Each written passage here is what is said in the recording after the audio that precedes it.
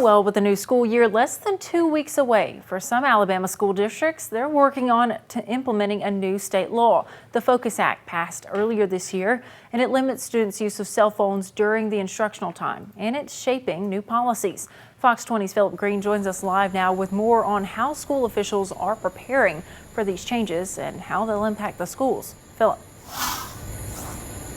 Well, good evening, Georgia. And right now, school leaders are finalizing plans for the upcoming school year, and making sure their policies align with new state laws is at the top of their list. They say students and parents, that students and parents come August will soon see some noticeable changes.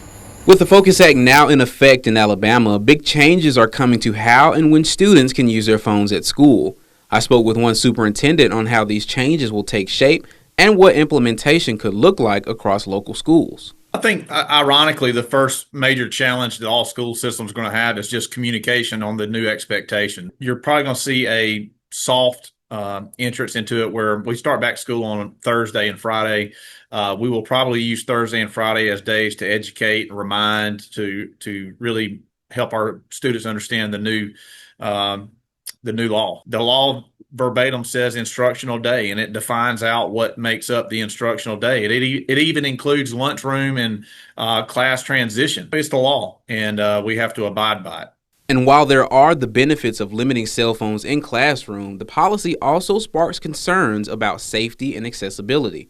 But it's about balance, keeping students engaged in learning while addressing the questions some parents and students still have. The reality is, we all know that cell phones are a distraction, and that's why the law was put in place. However, anytime a law is put into place, I think after a year or two is where you'll really see it refined and adjusted to probably how it was intended. And as cell phones are phased out of classrooms, questions remain about what role technology will still play in learning.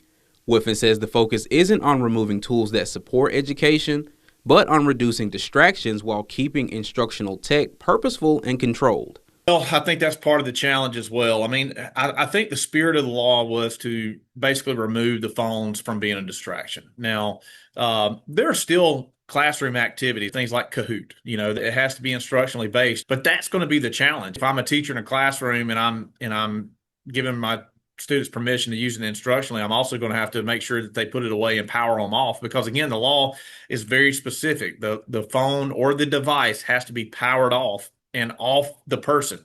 That's not my language. That's not the Talk County Board of Education. That is the law.